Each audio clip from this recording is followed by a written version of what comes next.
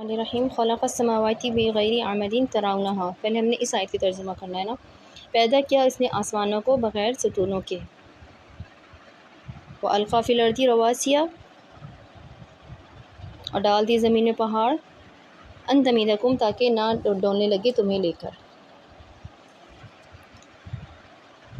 وَبَثَّ فِيهَا مِن كُلِّ دَابَّةٍ، اور پھیلا دیے اس میں ہر طرح کے جاندار، وَأَنزَلْنَا مِنَ السَّمَاءِ مَاءً، اور ہم نے نازل کیا آسمان سے پانی، فَأَنبَتْنَا فِيهَا مِن كُلِّ زَوْجٍ كَرِيمٍ، پھر اگائیں اس میں ہر قسم کی عمدہ چیزیں۔ اچھا، اللہ تعالیٰ سے محبت کرنا ہمارے ایمان کا حصہ ہے، لیکن اصل محبت کسی کو جانے اور سمجھے بغیر نہیں ہو سکتی نا۔ محبت کے لیے پہچان ضروری ہے، اللہ تعالیٰ کی معرفت۔ پہچان کسی کہتے ہیں؟ اللہ کی معرفت کو کہتے ہیں، کہ اللہ کو جاننا۔ یہ نام ذرا مشکل لگتا ہے، اور ہم نے اپنی معرفت نام کا مشکل اس بات پڑھا ہوگا کہ اللہ کے فلاں ولی کو اللہ تعالیٰ کی معرفت حاصل تھی وغیرہ۔ مسئلے کہ دین اور قرآن اتنا مشکل بنا کے پیش کیا جاتا ہے کہ ہمیں لگتا ہے کہ معرفت وغیرہ ہمارے بس کا روگ نہیں، کہ تو نیک بزرگوں کو حاصل ہوتی ہے بس، سو ہم ان چیزوں سے کنی کترا کے نکل جاتے ہیں۔ لیکن معرفت ایک سادہ سا لفظ ہے جس کا مطلب ہوتا ہے پہچان کرنا، ریکگنائز کرنا، ٹھیک ہے۔ ہم لوگوں کو ان کے نام سے جانتے ہوتے ہیں۔ جب ہم کسی کا نام سنتے ہیں تو اس کی کام ہمارے دماغ میں آ جاتا ہے، ٹھیک ہے، یہ ان کی پہچان ہوتی ہے۔ اللہ تعالیٰ کی معرفت کیا ہے؟ اللہ تعالیٰ کی ذات اور صفات کی پہچان۔ ہم میں سے اکثر لوگوں کو زندگی کا ایک لمبا عرصہ اللہ کی اصل پہچان نہیں ہوتی۔ ہم اللہ تعالیٰ کو ایک سخت ٹیچر سمجھ رہے ہوتے ہیں جمعہ نمبر کاٹنے کے انتظار میں، کیونکہ ہمیں بچپن سے بات کہی جا رہی ہوتی کہ ایسا کرو، ایسا نہیں کرو گے تو گناہ ملے گا، اللہ تعالیٰ تمہیں دوزخ میں ڈال دے گا، یہ یوں کرو گے تو جنت ملے گی، ٹھیک ہے۔ ہم اس کو اللہ تعالیٰ کو ہماری جو پہچان جو کرائی جاتی ہے بس وہ یہی کرائی جاتی ہے۔ ادھر ہم نے گناہ کیا، ادھر اللہ تعالیٰ نے ہمیں محبت کے خانے سے کاٹ کے نفرت کے خانے میں لکھ دیا۔ ہم اللہ تعالیٰ کو ایک جبار، قہار، جج سمجھ رہے ہوتے ہیں، جبکہ وہ ایسا نہیں ہے۔ اللہ تعالیٰ سے محبت سے پہلے ہمیں اس کی پہچان کی ضرورت ہے کہ اللہ تعالیٰ کون ہے اور اللہ تعالیٰ ہمارے لیے کیا ہے۔ اللہ تعالیٰ نے آج سے ہزاروں برس قبل ہماری مخلوق کے سب سے پہلے انسان کو جو پیدا کیا تھا وہ بھی کھنکتی مٹی سے۔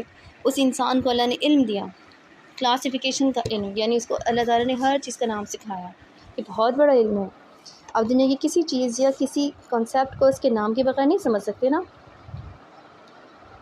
مثلاً آپ کوئی ڈاکومنٹری دیکھتے ہیں اور اس میں کوئی عجیب و غریب جانور دیکھتے ہیں تو آپ کا پہلا سوال یہ ہوتا ہے کہ یہ کیا ہے، اور پھر کوئی آپ کو اس کا نام بتا دے تو آپ سارے ہلا کے کہتے ہیں اچھا او، یعنی نام پہچان ہوتی ہے ہر چیز کی۔ ایسے اللہ تعالیٰ نے اسے پہلے انسان کو ہر شے کا نام سکھایا، پھر فرشتوں سے کہا کہ اس کو سجدہ کریں۔ یہ سجدہ عبادت نہیں تھا، یہ سجدہ تعظیم تھا۔ ہماری امت محمد صلی اللہ علیہ وسلم سے پہلے کی جو امتیں تھیں نا، یہ سجدہ کیا کرتی تھیں۔ ہماری امت کے لیے البتہ یہ منع فرما دیا۔ یہ ایک سجدہ تعظیم ہوتا تھا جو حضرت آدم علیہ السلام کو کیا جانا تھا۔ اللہ تعالیٰ کو انسان اتنا محبوب تھا کہ اس نے اس کو اتنی عزت دی۔ انسان اللہ تعالیٰ کی ایک پیچیدہ مگر اس خوبصورت تخلیق تھا، نہ وہ جنات جیسا تھا نہ وہ فرشتوں جیسا تھا، اس کے پاس فری ول بھی تھی، اپنی مرضی کا اختیار تھا۔ یہ فری ول جنات کے پاس بھی تھی، ابلیس ایک شیطان تھا، اس کے پاس بھی یہ اختیار تھا، لیکن وہ فرشتوں سے زیادہ عبادت گزار اس لیے تھا کیونکہ اس اختیار کے باوجود وہ اللہ تعالیٰ کی عبادت کرتا تھا۔ لیکن اللہ تعالیٰ کو تو پہلے سے سب علم ہوتا ہے، تو اللہ تعالیٰ کو یقیناً معلوم تھا کہ ایک وقت آئے گا جب ابلیس بھی اس کی نافرمانی کرے گا، مگر اللہ تعالیٰ نے اپنا پلان اسی طرح جاری رکھنا تھا جیسا کہ اللہ کا پلان تھا۔ اللہ نے بنائی ایک نئی مخلوق، اسے اپنا جانشین مقرر کیا۔ اس مخلوق کو ویسے بھی دنیا میں بھیجا جانا تھا، لیکن پہلے انہوں نے کچھ عرصے جنت میں گزارنا تھا، مگر ہوا یہ کہ ابلیس اس مخلوق سے حسد کا شکار ہو گیا۔ وہ چاہتا تھا کہ اس مخلوق کو جنت سے نکلوا دے۔ یوں اللہ تعالیٰ کو ابلیس نے چیلنج دیا کہ میں اس مخلوق کو آپ کے سامنے ذلیل و رسوا ضرور کروں گا، میں آپ کی اسی محبوب مخلوق سے آپ کی نافرمانی کرواؤں گا۔ جب اللہ تعالیٰ نے ابلیس کا چیلنج قبول کیا تو یہ لڑائی اللہ اور ابلیس کی نہیں بن گئی، یہ لڑائی روز اول کی جنگ انسان اور شیطان کی ہے۔ یہ اللہ اور شیطان کی جنگ نہیں ہے۔ شیطان تو اللہ سے ڈرتا ہے، شیطان نے انسان سے اللہ کی پہلی نافرمانی کروائی اور اللہ نے انسان کو جنت سے اتر جانے کا حکم دے دیا۔ اس جنت سے انسان کو ویسے ہی جانا تھا، لیکن سزا کے طور پہ نہیں جانا تھا۔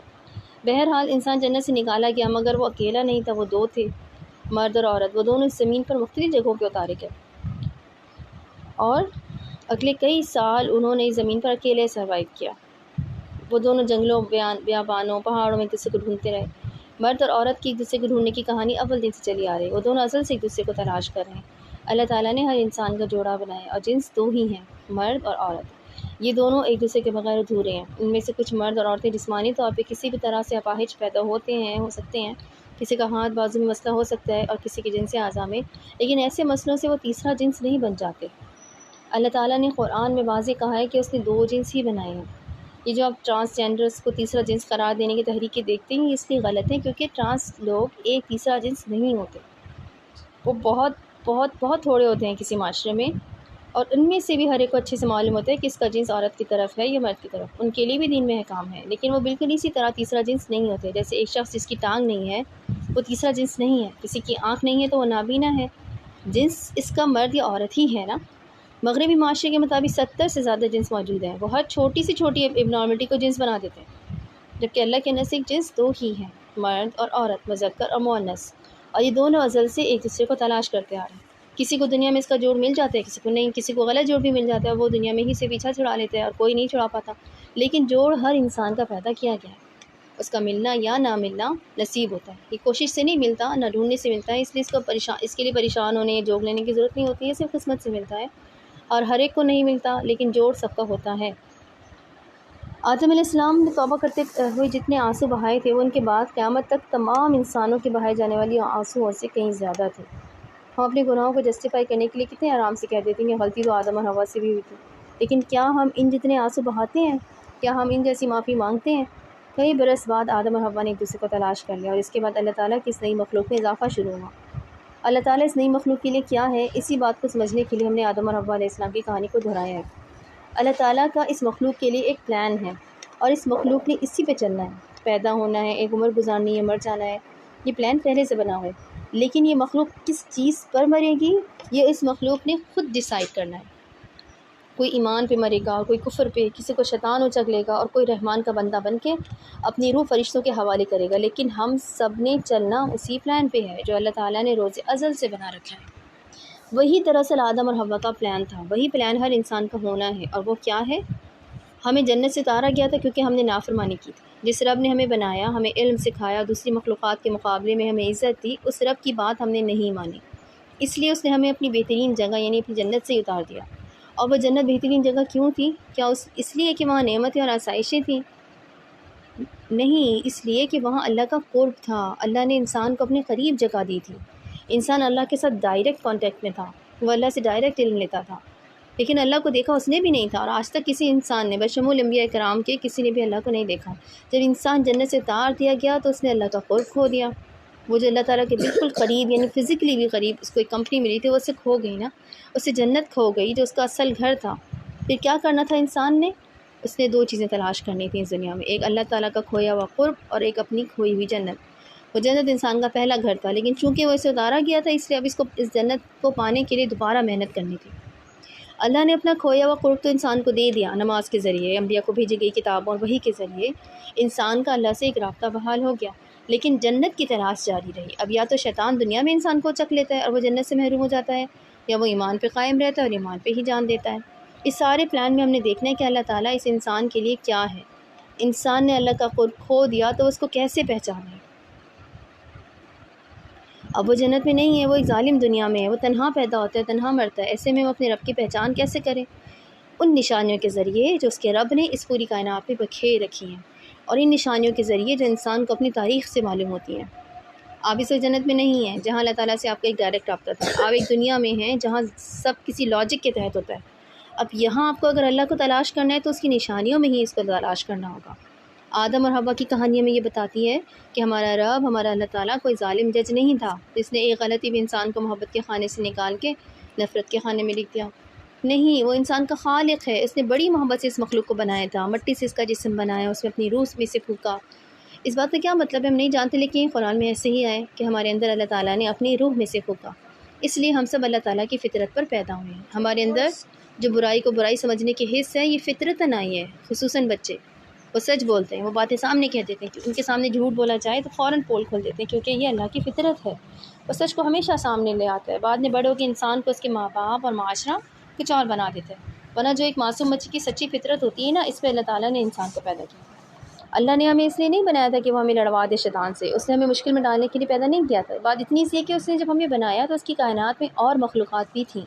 اب یہ نہیں چل تھا کہ ان مخلوقات میں سے کوئی ایک تو انسان کا دشمن بن ہی جاتا، اور وہ شیطان تھا۔ اللہ تعالیٰ نے پھر بھی ہمیں ان سب سے زیادہ تعظیم دی، حالانکہ انسان نے ایسا کچھ کیا نہیں تھا جس کی وجہ سے وہ یہ سب ڈیزرو کرتا، لیکن یہ اللہ کی انسان سے ایک امید تھی کہ وہ ایک ایسی مخلوق بنانے جا رہا ہے جس کے پاس فری ول ہوگی، یعنی اپنی مرضی، ایک ایسی مخلوق جو اپنی مرضی سے اللہ کے آگے سر جھکائے گی۔ اس مخلوق کی اپنی بھی ایک زندگی ہوگی، اس کے اپنے بھی مسئلے ہوں گے، اس کی اپنی بھی کوئی مرضی ہوگی، لیکن اس مخلوق کے بندے جب اپنے رب کو پہچان لیں گے نا، تو وہ اپنی مرضی کو اپنے رب کے حوالے کر دیں گے، اپنا دل مار کے بھی اپنے رب کے آگے سر جھکائیں گے۔ انہیں کچھ اور پہننا پسند ہوگا، لیکن چونکہ انہیں اپنے رب سے محبت ہوگی سو اپنی گردن جھکا دیں گے، وہ پہنیں گے جو ان کے رب کو پسند ہوگا۔ وہ اپنے رب کا کھویا ہوا قرب پانے کے لیے گرم بستر سے نکل کے نماز پڑھا کریں گے، اپنی رب کی ناراضگی سے پریشان ہوتے ہوں گے اور اس ناراضگی سے بچنے کے لیے سچ بولتے ہوں گے۔ رب کو پہچاننے والے اپنے دشمن کو بھی پہچانتے ہوں گے جس نے ان کے ماں باپ کو جنت سے نکلوایا تھا، اپنی روح اس دشمن کے حوالے نہیں کریں گے۔ ان سے غلطیاں بھی ہوں گے، گناہ بھی، لیکن رحمان کے بہترین بندے وہ ہوں گے جو بار بار توبہ کرنے والے ہوں گے،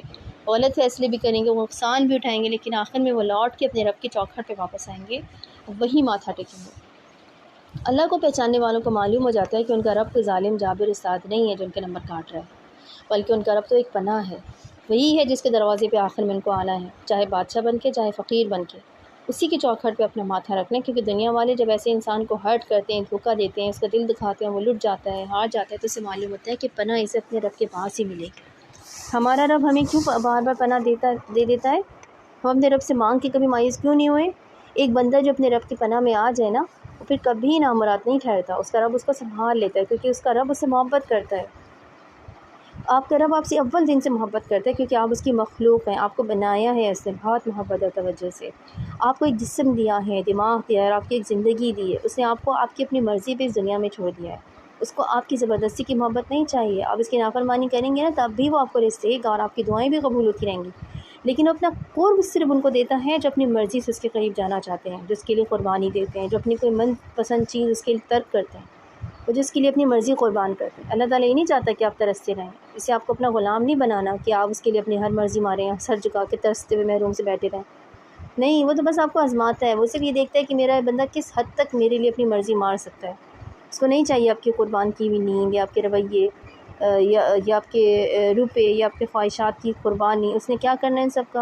وہ تو بادشاہوں کا بادشاہ ہے، اس کے پاس تو ہر چیز کے خزانے ہیں، اس کے پاس تو فرشتے بھی ہیں عبادت کے لیے، اسی کے تو ہے ہر چیز۔ ہمارا رب نا بہت غیرت والا ہے، وہ آپ سے کچھ نہیں لینا چاہتا، آپ اس کے لیے جیسے ہی کچھ قربان کرتے ہیں وہ آپ کو کہیں اور سے مالا مال کر دیتے ہیں، فوراً سے اس کا مداوع کرتے ہیں، اس کے انعام دیتے ہیں، آپ اس کے لیے چیزیں چھوڑتے جاتے ہیں لیکن آپ کبھی محروم نہیں ہوتے، اللہ کو دیکھ کر آپ لیتے ہی رہتے ہیں، کبھی بھی آپ فقیر نہیں ہوں گے، کیونکہ اس نے آپ کا کچھ نہیں رکھنا، وہ آپ کو مزید نوازتا ہے۔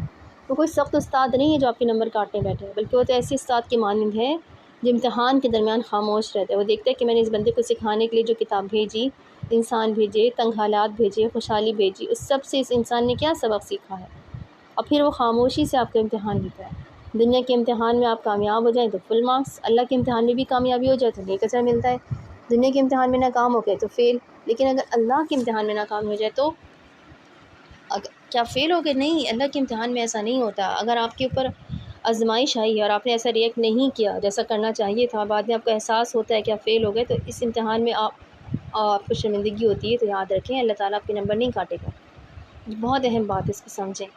اگر آپ کو اپنی غلطی کا علم ہو جائے اور آپ اللہ تعالیٰ سے معافی مانگ لیں تو وہ آپ کو اسی آزمائش میں کامیاب قرار دیتا ہے جس میں آپ عملاً فیل ہوئے تھے، کیونکہ آپ نے سبق دیکھ لیا۔ ایسے ہی آپ میں سے بہت سے لوگوں کا آج احساس ہوتا ہوگا کہ میری زندگی کا فلاں واقعہ دراصل اللہ کی طرف سے آزمائش تھا، لیکن اس وقت نہیں سمجھ آئی، اور دیکھو میں نے کتنا غلط بیہیو کیا، میں نے صبر نہیں کیا، میں فیل ہو گئی، مگر نہیں، آپ فیل نہیں ہوئی، آپ نے اگر سبق سیکھ لیا نا کہ کیا کرنا چاہیے تھا اور کیا نہیں، تو آپ فیل نہیں ہوئی۔ میں یہ بات اتنے یقین سے کیسے کہہ سکتی ہوں، کیونکہ یہ قرآن ایک رمز ہے، ایک اشارہ، ٹھیک ہے، جو ہم پہ کھلتا ہے۔ ہم آج کے سبق کی آیات سے پہلے ان آیت کو پڑھ لیتے ہیں جہاں سے ہم نے یہ نتیجہ سیکھا۔ سورہ صاد میں حضرت داؤد علیہ السلام کا واقعہ آتا ہے کہ جب ان کے پاس دو آدمی آئے جو کہ فرشتے تھے، اور انہوں نے ایک ایسا معاملہ بیان کیا جو دراصل داؤد علیہ السلام کی اپنی ذاتی زندگی کے معاملے کی طرف اشارہ کرتا تھا، ایک ایسی چیز جس کا اس وقت ان کو احساس نہیں تھا، اور اللہ تعالیٰ نے ان کی اصلاح ڈائریکٹ نہیں کی، انہوں نے ان کو کسی اور کی مثال دکھا کے ان کو اس طرف اشارہ کرایا، اور داؤد علیہ السلام نے دونوں فریقین کے درمیان انصاف سے فیصلہ سنا دیا، لیکن جب فیصلہ انہوں نے سنایا تو ان کا احساس ہوا کہ یہ تو اللہ نے ان کو خود آزمایا ہے، ٹھیک ہے۔ آپ سورہ صاد کی آیت دیکھیں کہ اور خیال کیا داؤد نے کہ دراصل آزمایا ہے ہم نے اس کو، تو مغفرت مانگی اس نے اپنے رب سے، اور گر پڑا جھک کے اور رجوع کیا، تو بخش دی ہم نے اس کی یہ خطا، اب بے شک اس کے لیے ہمارے پاس قرب ہے اور عمدہ مقام۔ تو یہ وہ دلیل ہے جس کے باعث میں یہ سمجھتی ہوں کہ جب انسان کو آزمائش میں ناکام ہونے کے بعد احساس ہو جائے کہ فلاں واقعہ میری آزمائش تھا، اور وہ اس میں ناکامی کی معافی مانگ لیں، تو اللہ تعالیٰ کے ہاں کامیاب ہی گردانا چاہتا ہے۔ سخت ٹیچرز ایسے نہیں ہوتے نا، ایسے مارجن صرف اللہ تعالیٰ دیتا ہے، کیونکہ وہ آپ سے محبت کرتے ہیں۔ جب ہم کسی سے محبت کرتے ہیں اور اسی کمپنی میں وقت گزارنے لگتے ہیں تو ہم اس کی طرح کے ہونے لگ جاتے ہیں، ہم اس جیسا بولتے ہیں، اس جیسی عادات اپنا لیتے ہیں، ہم نہ چاہتے ہوئے بھی اس کی نقالی کرنے لگ جاتے ہیں۔